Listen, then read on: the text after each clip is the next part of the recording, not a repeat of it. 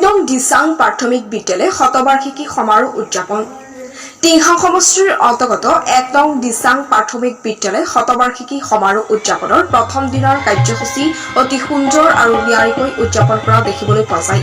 উল্লেখ্য যে টিংখাং সমষ্টিৰ ভিতৰতে ১০০ বছৰ অতিক্ৰম কৰা ১ নং দিচাং প্ৰাথমিক বিদ্যালয়খনে অন্যতম বুলি উদযাপন সমিতিৰ বিষয়ববীয়াসকলে জানিবলৈ দিয়ে। শনিবাৰে প্ৰথম দিনা কাৰ্যসূচী অনুসৰি সামূহিক প্ৰাৰ্থনা, বিদ্যালয় পতাকা উত্তোলন, উদযাপন সমিতিৰ পতাকা উত্তোলন, স্মৃতি তৰ্পণ, বিদ্যালয় নৱনিৰ্মিত তোৰণ উন্মোচন, বিদ্যালয় প্ৰতিষ্ঠাপক প্ৰধান শিক্ষক প্ৰয়াত দণ্ডী সোণোৱাল সৰণী মঞ্চ উদ্বোধন, প্ৰয়াত পলাশ শইকীয়া সৰণী প্ৰদৰ্শনীটোৰ উদ্ঘাটন।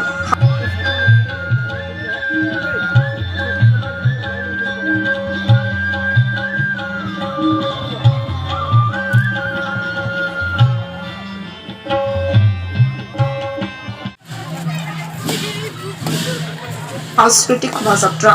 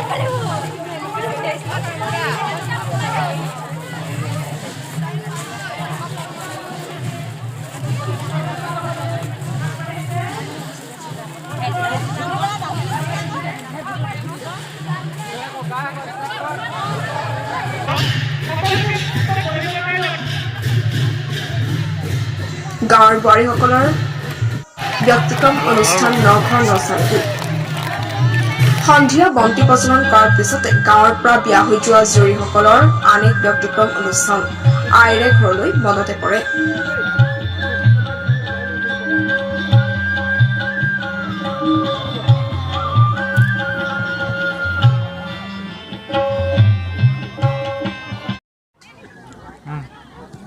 কাৰ্যালয় নাম ভৰ্তি কৰা দলসমূহৰ নাম হৈছে শতবাৰ্ষিকী অনুষ্ঠান। কেইদিনীয়াকৈ অনুষ্ঠিত হ'ব, কি ধৰণৰ কাৰ্যসূচী আছে আচলতে গোটেই কাৰ্যসূচীত কি কি থাকিব এই দুইটা দিন? আমাৰ কাৰ্যসূচীত সামূহিক চাফাইৰ পৰা আৰম্ভ কৰি প্ৰাৰ্থনা, পতাকা উত্তোলন, নঘৰ নচানেকি আৰু আমাৰ প্ৰদৰ্শনী দ্বাৰ উন্মোচন, নকৈ নিৰ্মাণ কৰা তোৰণৰ উন্মোচন, মূল মঞ্চ উন্মোচন, আকৌ এই গাঁৱৰ পৰা বিয়া হৈ যোৱা ছোৱালীবোৰৰ কাৰণে, জীয়ৰীবোৰৰ কাৰণে এটা অনুষ্ঠান আমি কৰিছোঁ, আইৰে ঘৰলৈ মনত পৰে। আমি দুটা ব্যতিক্ৰমী কাৰ্যসূচী লৈছোঁ। এটা হ'ল নঘৰ নচানেকি। এই কাৰ্যসূচীটো এই গাঁৱলৈ আন গাঁৱৰ পৰা বিয়া হৈ অহা ছোৱালীবোৰৰ কাৰণে অনুষ্ঠান, বোৱাৰীসকলৰ কাৰণে অনুষ্ঠান। এই অনুষ্ঠানৰ জৰিয়তে আমাৰ গাঁৱৰ মহিলাসকলৰ সবলীকৰণ বা নাৰী সবলৰ কাৰণে আমি গুৰুত্ব আৰোপ কৰিছোঁ। আৰু অনুৰূপ ধৰণে দ্বিতীয় কাৰ্যসূচীটো হৈছে আইৰে ঘৰলৈ মনত পৰে। বিয়া হৈ যোৱা ছোৱালীবোৰে নিজৰ ঘৰখনৰ কাৰণে কিমান মনত পৰে, কিমান হেঁপাহ কৰে, সেয়ে বিভিন্ন প্ৰজন্মৰ ছোৱালীবোৰক, আমাৰ গাঁৱৰ জীয়াৰীবোৰক একেলগ কৰোৱাৰ এখন মঞ্চ তৈয়াৰ কৰি দিছোঁ। তদুপৰি ইয়াত শোভাযাত্ৰা আছে। আজি শোভাযাত্ৰা ইতিমধ্যে সম্পন্ন হৈছে। দুটা হাতীৰে নেতৃত্ব দিছিলে। আৰু পৰৱৰ্তী কাৰ্যসূচীসমূহ হ'ল সাংস্কৃতিক কাৰ্য আছে। কালিলৈ প্ৰাক্তন ছাত্ৰ ছাত্ৰীৰ সন্মিলন আছে। আৰু এটা কাৰ্যসূচী আছে, চক্ৰপাণী পৰাশৰ লগত আমাৰ এক বাৰ্তালাপ হ'ব। সেইটো এক গুৰুত্বপূৰ্ণ অনুষ্ঠান হিচাপে বিবেচিত হ'ব।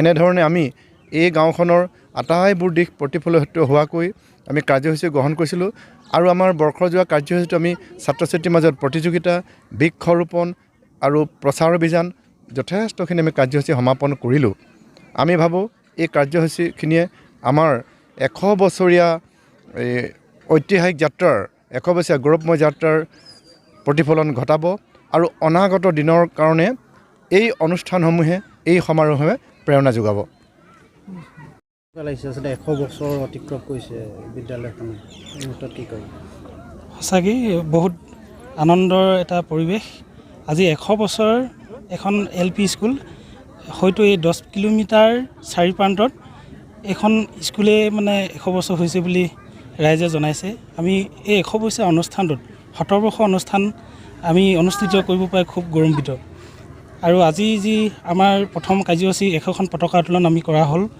তাৰপিছতে আমাৰ সামূহিক প্ৰাৰ্থনা আমি প্ৰথম সামূহিক প্ৰাৰ্থনা কৰিলোঁ তাৰপিছতে 100খন পতাকা স্মৃতি তৰ্পণ আৰু সাংস্কৃতিক শোভাযাত্ৰা আমাৰ হাতী দুটাই আমি সাংস্কৃতিক আৰু গায়ন বায়ন দলে আৰু বিভিন্ন সাংস্কৃতিক দলে আমি শোভাযাত্ৰা কৰা হ'ল সঁচাকৈ আজি এই দিনটোত বহুত গৌৰৱময় অনুভৱ কৰিছোঁ আমি 100 বছৰ অনুষ্ঠানটোত শতবৰ্ষ অনুষ্ঠানটোত আমাৰ যি আমাৰ সৌভাগ্য আমাৰ অনুষ্ঠানটো মিলিলে বহুত আনন্দ অনুভৱ কৰিছোঁ